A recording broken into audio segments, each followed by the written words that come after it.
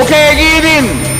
বাংলা দেখুক, ভারতবর্ষ দেখুক, বাংলার একটা নতুন যুবক একদম খোলা ফুটন্ত জ্বলছে, দৌড়চ্ছে, কথা বলছে, প্রতিবাদ করছে, সত্য কথা বলছে, যত তর্ক আছে লড়াই করতে পারে, আন্দোলন করতে পারে, মোদির বিরুদ্ধে কথা বলতে পারে।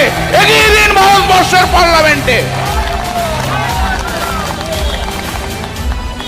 এবার তো অন্তত শুনি তমলুক লোকসভার সাংসদ ভারতবর্ষের পার্লামেন্টে কথা বলছে।